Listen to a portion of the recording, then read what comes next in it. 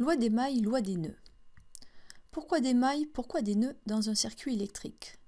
Si on prend une pile pour alimenter une lampe, il n'y a qu'un parcours fermé, c'est-à-dire qu'une seule maille, appelée ici maille PABN.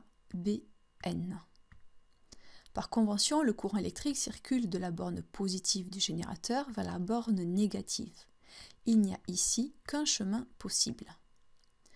Mais la plupart des circuits ne sont pas aussi simples. Par exemple, le circuit électrique que vous avez dans votre maison.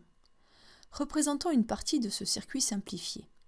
Le compteur électrique joue le rôle d'un générateur. Un des fils de connexion le relie par exemple à l'interrupteur K1 et aux deux lampes L1 et L'1 de votre cuisine.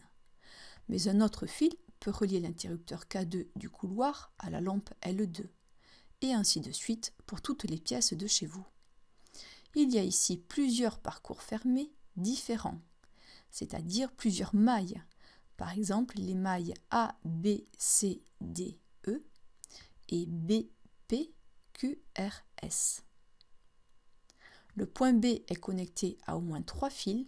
Ce point est appelé un nœud, tout comme les points D et R. Quelle est alors la tension aux bornes de chacun des dipôles? Quelle est l'intensité du courant électrique qui traverse chacun d'eux? La tension électrique se mesure avec un voltmètre branché en dérivation. Pour mesurer la tension UPN, la borne V du voltmètre doit être branchée au point P et la borne COM au point N. Si on avait réalisé le branchement inverse, on aurait mesuré UNP égale à moins UPN. La tension électrique est une grandeur algébrique. Elle peut être positive ou négative. Elle s'exprime en volts. Représentons les tensions par des segments fléchés entre les différents points. D'après la loi des mailles, dans une maille orientée, la somme des tensions fléchées dans le sens de parcours de la maille, soit ici UPN, est égale à la somme des tensions fléchées dans l'autre sens, soit ici UPA plus UAB plus UBN. Sachant que la tension aux bornes d'un fil est égale à 0 V, on peut dire que la tension UPN aux bornes de la pile est égale à la tension UAB aux bornes de la lampe. Ainsi, la loi des mailles permet de prévoir par des calculs les valeurs de tension électrique aux bornes de certains dipôles d'un circuit électrique.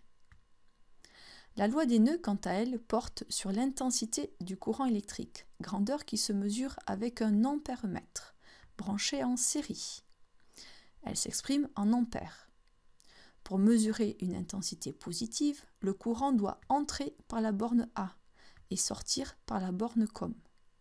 Ce courant électrique, d'intensité I, arrive au nœud C, soit I1, l'intensité du courant électrique qui traverse la lampe L1, soit I2, l'intensité du courant qui traverse la lampe L2. D'après la loi des nœuds, la somme des intensités des courants qui arrivent à un nœud, soit ici I au nœud C, est égale à la somme des intensités des courants qui en repartent, soit ici I1 plus I2. Au nœud F, cette formule peut être retrouvée. I1 plus I2 égale I. La loi des nœuds permet ainsi de prévoir par les calculs certaines valeurs d'intensité du courant électrique. Retenons donc pour la loi des mailles qu'il faut d'abord orienter la maille, puis représenter par des segments fléchés les tensions aux bornes des différents dipôles. Pour écrire par la suite l'égalité entre la somme des tensions fléchées dans le sens de parcours avec la somme des tensions fléchées dans l'autre sens. Pour la loi des nœuds, il faut d'abord repérer un nœud du circuit, point connecté à au moins 3 fils, identifier le sens de parcours des différents courants, pour écrire par la suite l'égalité entre la somme des intensités des courants qui arrivent à ce nœud avec la somme des intensités des courants qui en repartent. Réalisons un petit test de 2 questions. Mettez en pause lorsque le symbole suivant s'affiche pour prendre le temps de répondre. Choisir la bonne réponse. Un circuit électrique est constitué d'un générateur, d'un conducteur ohmique de résistance R, d'un moteur M et d'une lampe.